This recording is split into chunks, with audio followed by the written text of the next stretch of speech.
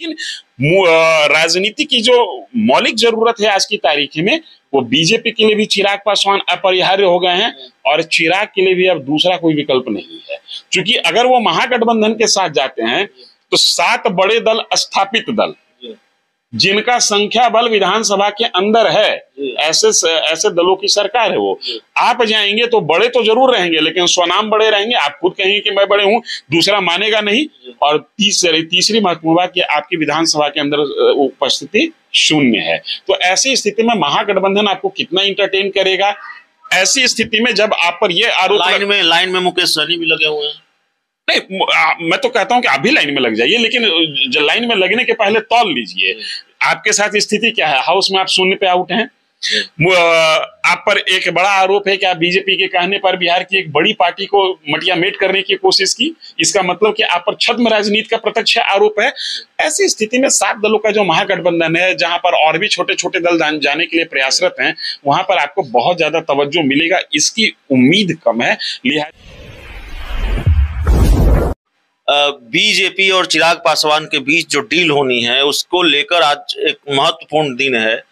हमारे पास जो जानकारी है और पार्टी सूत्रों के हवाले से ही जानकारी है, उसके मुताबिक आज का दिन महत्वपूर्ण इसलिए है कि बीजेपी के बड़े, क्योंकि कल चिराग पासवान को पटना आना है, आज बीजेपी के बड़े नेताओं के साथ चिराग पासवान की डील है।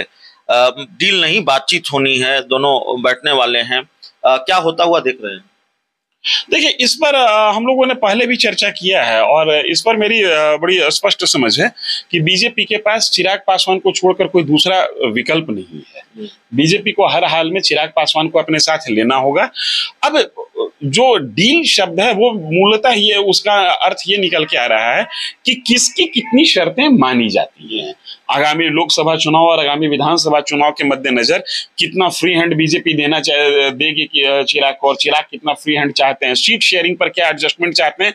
और चिराग पासवान के लिए एक निजी तौर पर बड़ा प्रश्न है कि जहां चाचा होंगे वहां भतीजा नहीं होगा। तो ये चाचा भतीजा के बीच की जो रस्साकसी है, उससे बीच का रास्ता कैसे निकलता है, उससे सुलह का रास्ता कैसे निकलता है, ये तमाम महत्वपूर्ण चीजें होंगी। लेकिन राजनीति की जो मौलिक जरूरत है आज की तारीख में, वो बीजेपी के लिए भी चिराग पासवान अपरिहार्य हो गए हैं और चिराग के लिए भी अब दूसरा कोई विकल्प नहीं है।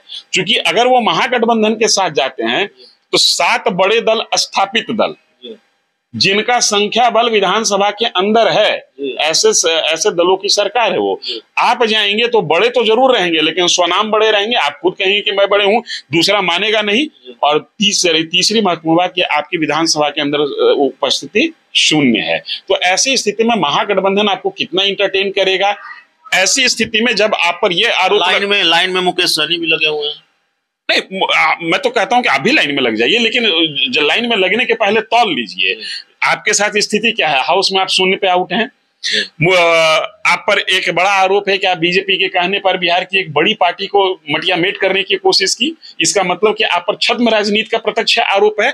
ऐसी स्थिति में 7 दलों का जो महागठबंधन है, जहां पर और भी छोटे छोटे दल जाने के लिए प्रयासरत हैं, वहां पर आपको बहुत ज्यादा तवज्जो मिलेगा, इसकी उम्मीद कम है। लिहाजा आपकी जरूरत भी भाजपा है और भाजपा की जरूरत भी आप हैं।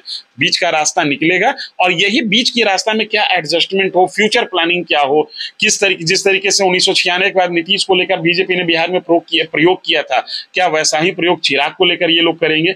बस इन तमाम चीजों पर थोड़ी बहुत बातचीत होगी, थोड़ी बहुत डिस्कशन की संभावना है।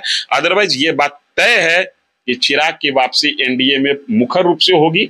चिराग चेहरा बनेंगे, चिराग मंत्री बनेंगे, इसमें कहीं कोई संदेह नहीं होना चाहिए। लेकिन इस मामले में एक जो बात गौर करने वाली है, बीजेपी पूरी तरह से साइलेंट मोड में है। कोई संकेत भी बीजेपी की तरफ से नहीं मिल रहे हैं कि ऐसी कोई बातचीत चिराग पासवान से हो रही है, या फिर वो मंत्री बनेंगे, या उनको साथ लाने की कोशिश हो रही है। दरअसल जिस तरीके से नीतीश कुमार ने बिहार में बीजेपी को झटका दिया है, उसके बाद से बीजेपी देश की अंदरूनी राजनीति में पूरे देश में साइलेंट मोड पे है। मुखर होके बीजेपी को, हालांकि उसके बाद गोवा में कांग्रेस के 8 विधायक भाजपा में चले आए, मणिपुर में जेडीयू के विधायक भाजपा में शामिल हो गए, हाँ, दमन-दीव में ऐसा हुआ।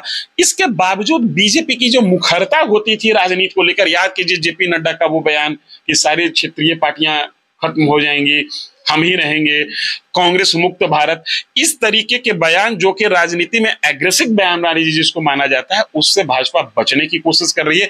हम बगल के प्रदेश में झारखंड में देख रहे हैं कि कितना राजनीतिक उथल पुथल हो रहा है, लेकिन बीजेपी वहां भी साइलेंट मोड पे है। कहने का मतलब यह है कि बीजेपी अब कहने से ज्यादा कर दिखाने में विश्वास रख रही है, इसलिए कि इसको लग रहा है कि कहने पर लोग सचेत हो जा रहे हैं और मेरी प्लानिंग जो है वो ध्वस्त हो जा रही है। तो चलिए